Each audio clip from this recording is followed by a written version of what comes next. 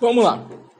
Continuando nossa reflexão sobre o bem metafísico, isto é, Deus, vimos nos vídeos, nos áudios anteriores, acerca de Platão, com a perspectiva platônica de Platão, vimos dos estoicos e Aristóteles, e agora nós vamos ver essa perspectiva do pensamento cristão. E o pensamento cristão nós vamos estar dividindo em duas partes. A primeira parte vamos falar da ideia ali da patrística, o que se desenvolve ali, qual o conceito que se desenvolve quando também é formado os evangelhos, e depois um pensamento cristão mais tardio, que já no próximo vídeo, no próximo áudio. É isso que nós vamos fazer, ok? Então vamos lá. Então, terceiro ponto, pensamento cristão. De certa forma, Cristo também. Mas o pensamento cristão. Em primeiro lugar, Deus, no pensamento cristão, diferente dos estoicos, diferente do que pensava também Aristóteles, não é imanente ao universo. Isto é, Deus, ele não é o universo como ensina, como apregoa, como sugere o pensamento estoico e também de Aristóteles. Não, muito pelo contrário. Deus transcende ao homem e ao universo. Para o pensamento cristão, ele é criador, que de fora criou tudo a partir do nada. Isso aí, não sei se você percebeu, se você viu o último vídeo, ouviu o último áudio, já é um contraste bem grande mesmo. Aí é óbvio que vem o questionamento, mas então da onde veio ele? A resposta do pensamento cristão, ele sempre esteve. É essa, ele sempre esteve. Ele não veio, ele sempre esteve. E o que é ele concretamente? Qual é a ideia do pensamento cristão acerca dessa questão? O que Deus é concretamente? Aí você vai observar que Deus, no pensamento cristão, ele é uma instância pensante. É isso, uma instância pensante absolutamente perfeita. Daí o bem metafísico. Uma instância pensante absolutamente perfeita, que a partir de uma ideia, o logos, ou logos, se você preferir, criou tudo o que é, de fora para dentro. E aí, queridos, pode ser que você venha estar meio que turbado nesse momento. Isso porque nós temos uma tradução de logos, que ela é evidenciada no Evangelho de João, logo no primeiro capítulo, que é meio esquisita, entende? Que é meio esquisita. Os gregos nunca concordariam com o que ali está, nunca concordariam. Pelo contrário, quando você vê o princípio era o verbo era Deus, o verbo estava com Deus, os gregos iam achar isso muito estranho. Poderia fazer algum sentido com o significado da palavra verbo nos primeiros séculos. Hoje não faz mais. Hoje não faz mais sentido. Porque a ideia de logos é uma ideia de pensamento, de razão pura, e não de ação. Entende? Não tem a ver com a ação, essa ideia de verbo que nós temos. Mas aquele negócio, há mutações de significado da palavra. E por isso essas dificuldades que nós temos. Uma palavra, por exemplo, se hoje a gente resolver falar sobre, vaidade, como é o caso de Eclesiastes, o que é a ideia? Qual é a ideia de vaidade hoje? A ideia de vaidade hoje está muito mais ligado à beleza, a se cuidar, à aparência.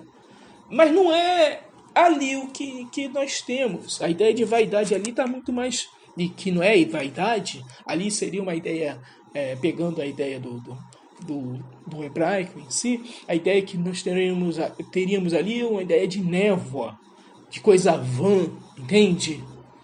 É essa a ideia. Tudo é névoa, ou seja, aquilo que não dá para se pegar, não é palpável, é vão, é vazio.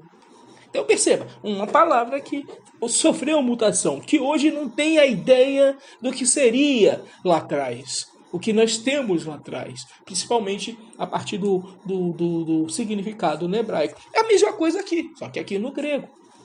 Mesma coisa. Nós temos aqui o verbo, mas não é essa ideia que o texto no seu berço original, na sua origem, quer passar. Não, está querendo a ideia de logos, não é essa a ideia o verbo. Essa ideia de verbo é uma ideia muito mais atual, mas que nós temos. Não é essa a ideia. A ideia ali grega é muito mais ligado à razão pura, a um pensamento, a essa ideia. É isso que ele está querendo passar. Ainda mais que se nós continuarmos com o texto, e nós vamos dizer, mas o verbo se fez carne e habitou entre nós. Aí os gregos ficariam doidos com a ideia, com isso. É demais para o grego. O verbo se tornar carne. Estou falando numa perspectiva grega, né? Então aí, sabe, o verbo se tornar carne seria demais. Como que todo, aí o pensamento dele era, como que o todo universal e a sua lógica imanente poderia se materializar numa única pessoa, mas por mais fantásticas que sejam. Isso para eles seria incompreendível. Aí você, como cristão, podia falar, porque a loucura aquele negócio que está lá na carta aos Coríntios. Eu entendo essa questão da fé, mas eu estou falando de uma perspectiva que nós temos aqui, entende? Não tem a ver com o verbo. Para eles, e nessa ideia grega, Jesus, o Cristo, nada tem a ver com Deus. Isso precisa estar claro nessa perspectiva. Porque não tem como, não é lógico, não tem esse significado. E independente se você acredita ou não acredita, a questão não é essa. A questão é que nós temos uma distorção no pensamento cristão desse período. Nós temos uma ideia de Deus que parece que hoje está perdida. É isso que eu quero destacar para vocês. Entende? É justamente isso. É uma ideia de ser pensante, de pensamento, logos, uma ideia de razão pura. É isso. O princípio é a razão pura, é o logos, é o pensamento. É isso que nós temos ali. Entende? É isso aí. Uma outra diferença que nós vamos ver também no pensamento cristão com relação ao pensamento estoico é a questão de agora o homem não é mais qualquer coisa. Ele é, segundo o texto de João que nós estamos falando, agora ele é filho de Deus. Ele não é mais um ser de segunda ou terceira classe, como sugere o pensamento grego, como sugere a filosofia grega, sabe? Ele não foi criado segundo a ideia de Epimeteu e Prometeu. Não. No pensamento cristão, ele é um ser de primeira classe. Deus faz e diz, é muito bom. É outra coisa, é um outro pensamento. Bem como a questão da salvação. Na salvação dos estoicos, a salvação cristã é prime, é de primeira linha, sabe? É top do tops. É isso aí. Vendo os estoicos, pois, onde você agora faz parte do universo, pode se manifestar, sei lá, numa maçaneta, numa pedra, por causa dos seus átomos, e essa é a ideia da salvação, da eternidade, você estará sempre no universo, fará parte do universo. Não, a salvação cristã,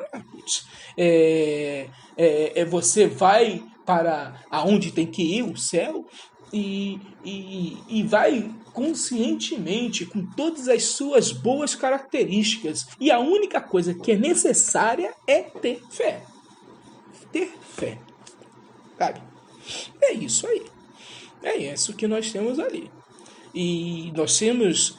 E o interessante é que essa pregação cristã, esse ensino cristão, no final do primeiro século, no segundo, no terceiro, ele é concorrente com o ensino estoico, que é aquilo que é preferido para os romanos.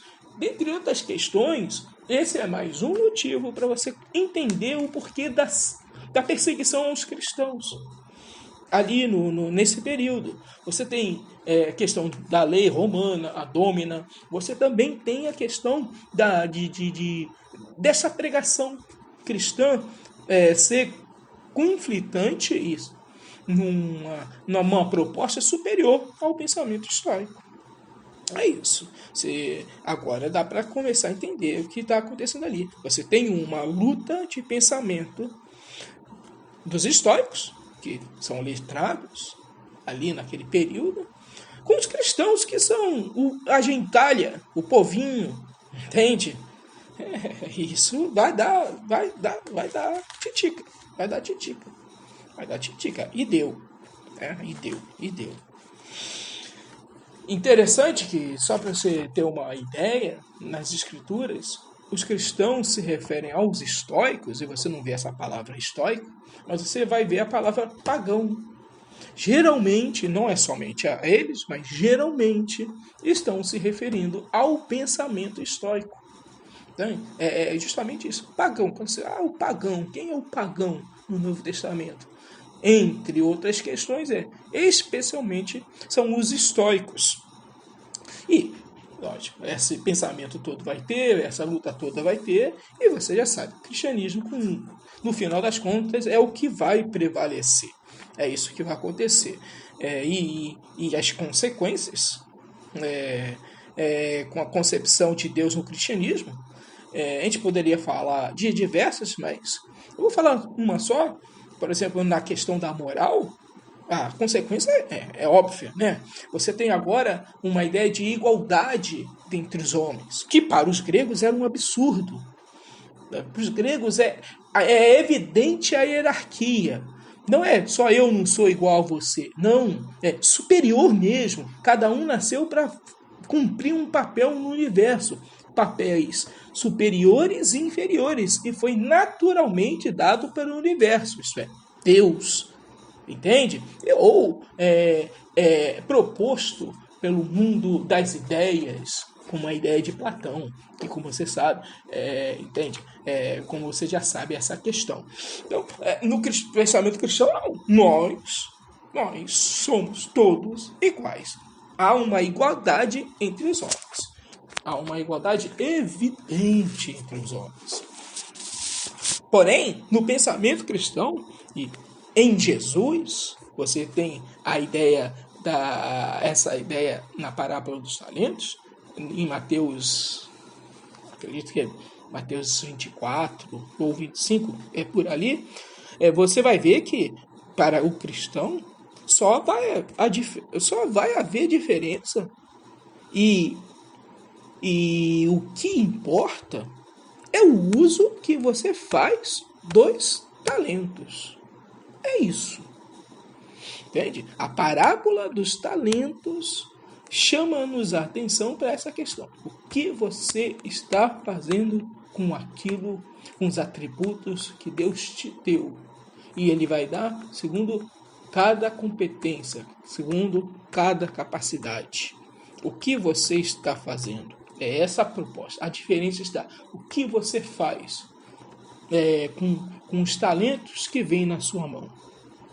O valor moral tem a ver com o uso que você faz dos talentos que você recebeu. o que você decidiu fazer livremente com as suas competências. É aí que está a diferença. Mas, em suma, a ideia de Deus, nesse pensamento cristão da patrística dos primeiros séculos, em suma, é isso que nós temos, é o que nós acabamos de conversar até então. Ele não é o universo, ele não é imanente ao universo, ele cria as coisas, ele vem de fora para dentro. Ele é o criador, ele está fora, entende? Ele cria o universo, cria os céus, cria a terra. Ele está de fora, ele não é o universo. Sabe? Eu não faço parte de Deus porque ele é isso tudo. Não, ele fez isso tudo, inclusive o ser humano. Beleza? Isso é a ideia principal da concepção de Deus no pensamento cristão dos primeiros séculos. Voltamos no próximo vídeo, no próximo áudio, para falar do pensamento cristão tardio. E aí nós vamos investigar alguns autores bem interessantes, ok? Até já!